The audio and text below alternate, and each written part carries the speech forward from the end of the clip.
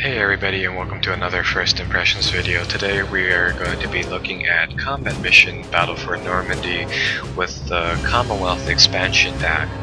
So the Commonwealth expansion pack adds quite a lot of new scenarios, including one that we will be playing today.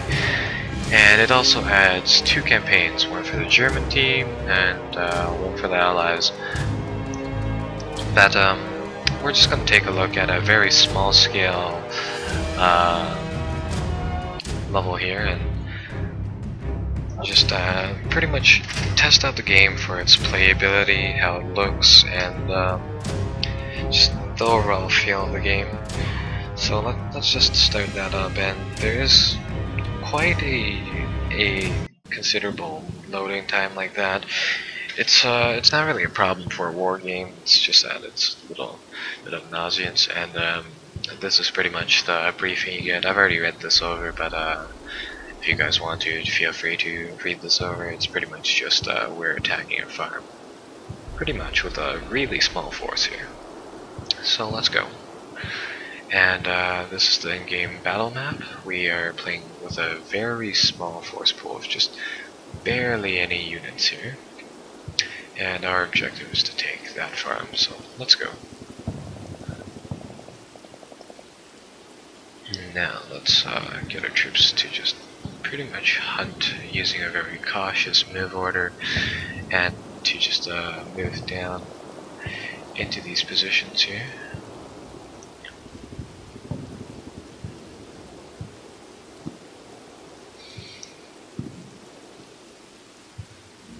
Okay, now that we're done issuing orders, let's take a look at how it looks at ground level. So, as you can see here, the game is quite nicely looking. It's not the greatest, but for a strategy game, this is pretty good. I mean, grass textures are decent, uniforms are good, some nice shadows right there. Overall, really well done. Now our troops are just moving through here fairly cautiously, moving through the bocage and advancing to our objective here. Now, originally in the game, I think there are 21 scenarios, not including the British expansion, with 3 or so campaigns. So that's the base game for $50, and the expansion pack adds quite a lot of scenarios and 2 campaigns, the German one with 8 missions and the British one with 14, so quite a bit of stuff for 13 or 30 bucks, not 13. And everything in this is just quite well done. Units move realistically, everything's realistically sized, so no infantry that are as tall as tanks. Let's see if we can get a comparison of that right here. So this guy's walking. He's pretty much up to the chassis. Just that's just barely so. And you can actually also look inside the interiors of the vehicles, which is quite nice. And obviously, you're never gonna actually be able to see that. So this is just a really nice little detail put in. I really appreciate it when div teams put stuff like that into the game.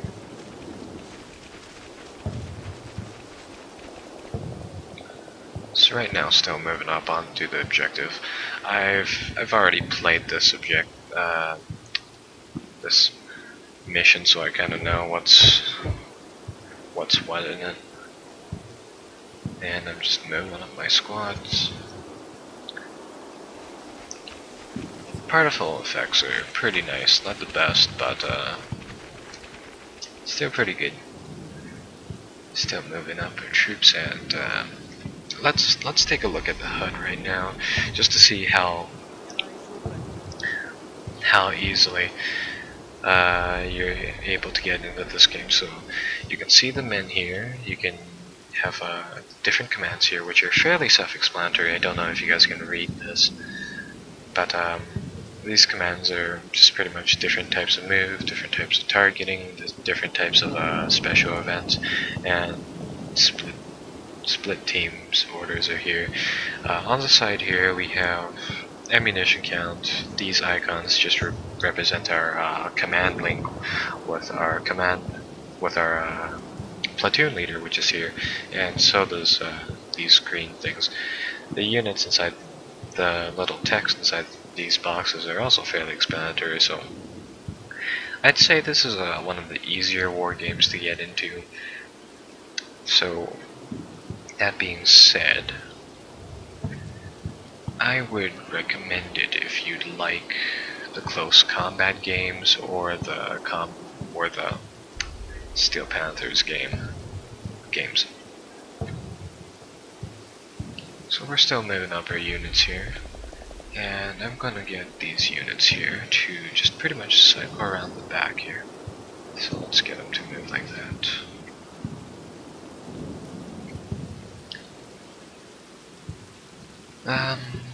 The unit selection in this game is pretty big for a 3D textured game. I've already located the enemy, so you can see our units here firing, and you could saw a bullet hit the tank there. Not sure if the ballistics are simulated in this game or these are just graphically shown. Overall, it's pretty fun to watch. Let's move our squad next to the hedgerow here and get them to fire into this place.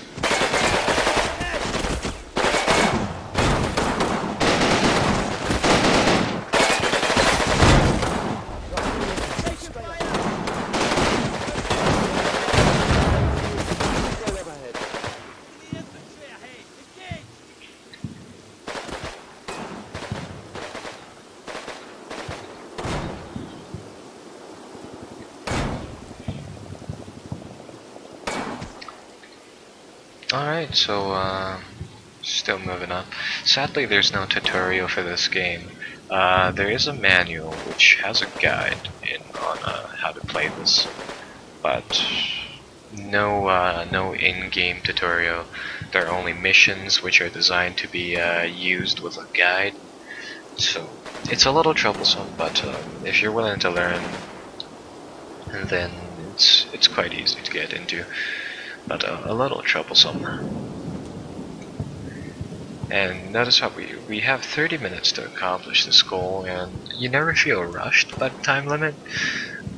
So that's always nice. And the maps, I was playing around with the editor, and it looks like the maps are able to be infinitely sized. There's no real definite size in terms of kilometers that you can put it on, but the game isn't really all that well optimized. Even with a small map on like this, there's a slight delay with moving the camera up and down. Now I run on a Core i5 250K with a 460, so that's a little bit of a problem for people with lower end computers, but I believe this game supports quite a lot of different video cards and all that, and I'm playing on one of the higher graphical settings.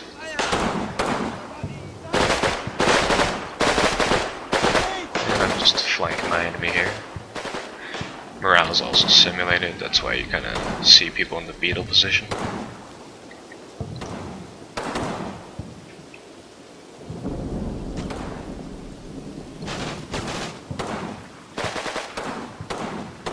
Let's get these guys moving. Troops here, why aren't you moving? You guys should run over here. And we're just gonna try and destroy the enemy team by surrounding him here. And while most things are present in this game, there's one or two things that are missing. One of the things that comes to mind are flail tanks, the anti-tank or anti-mine tanks, not anti-tank tanks. I recall one scenario needing oh crap, artillery. That was needing those units, but the game actually didn't come with them. And this game does support using mines as a tactic and using engineer squads to clear mines. However, that's kind of odd in that they don't provide anti-mining tanks. It looks like we might have a contact here.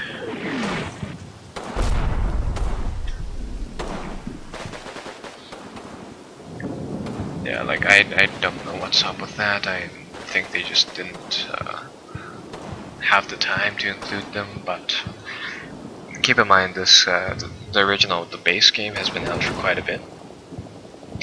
And it's not really much of a problem. It's more or less just kind of an annoyance. That's about it. Right now, I'm just kind of trying to seal them inside a nice little pocket. Actually, the mortar can move over here. That way, we can kind of close them off in a really small area.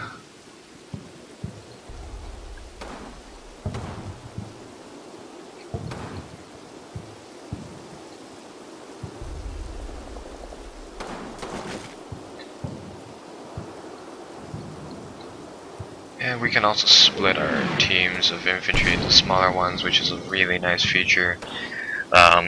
Most games probably won't have that. I really enjoy this feature here. I'll pause the squad. I can split into 3 teams and I can now maneuver them. The only thing I lost was that red button thingy, which was pretty much a move and assault move order, which was a preset in which infantry teams move like one after another, so they kind of skip to pretty much cover and provide overwatch with each other, which isn't a big thing. I mean, that doesn't really matter. It looks like we've boxed them in now, so let's move in and go for the kill.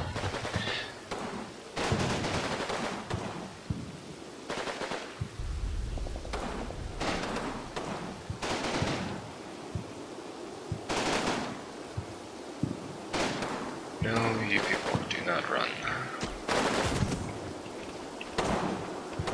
Oh, hey, they started surrendering. That's bad. It's quite bad. Very bad, actually.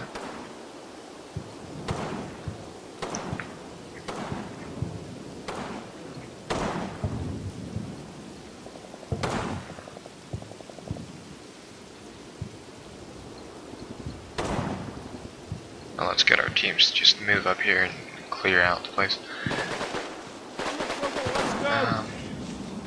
Overall, for the amount of money, you're getting quite a powerful editor and quite a lot of randomized battle, but I don't see a lot of pre-configured scenarios like this one being out there. There's a few campaigns, modding communities work and produced quite a few scenarios, not too many, so you can always look online, but there isn't a huge variety out there, sadly.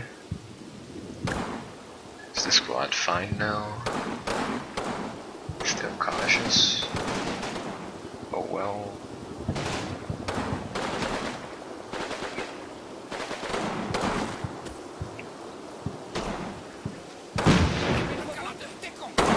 Oh, that's nice. Just throw a grenade in his lap and see what he does. Now let's just rush forward and just kind of finish this off.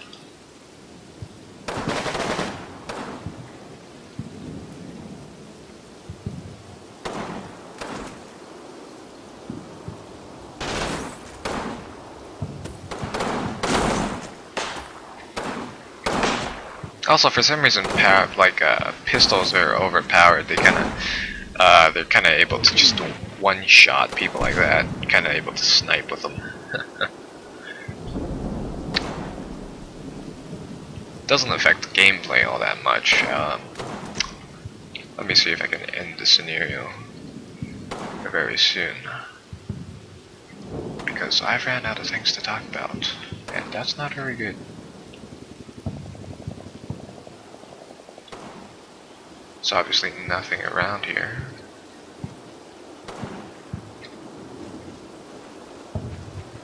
That'd be very surprising if it was just that one lone soldier fighting all of us off, and now that he's dead. No? I think that was it, actually.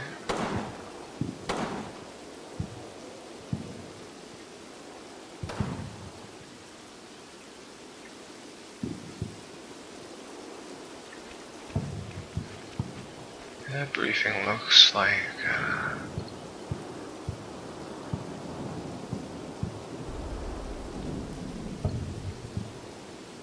yeah, looks like that's about it. Looks like we finished the scenario. So this is a really small scenario. We managed to finish it in 15 minutes.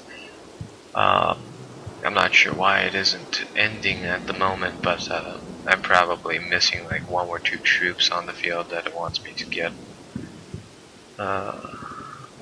Might be these targets actually, so I'll chase after them.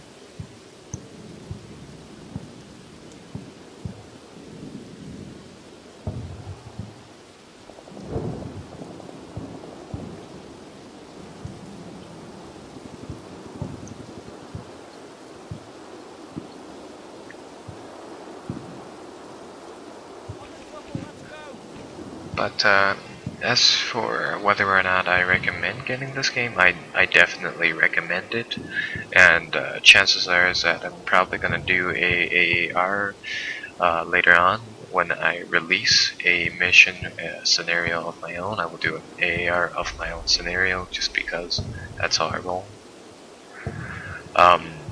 When that comes out, because I remember the editor being actually really simple to use in this game, and or in the original engine that they used, which was pretty much make a map together and then put a stamp on it with your name and briefings, and that was pretty much it. I can't really see them making the editor harder to use, so that's kind of why. Looks like this place is done.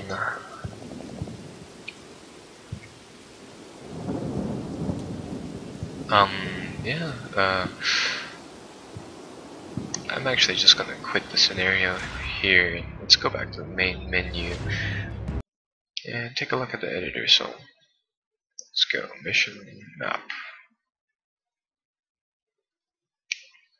Or no, let's see this. Mission access important strategic operation text. Yeah, this is actually just really simple to use.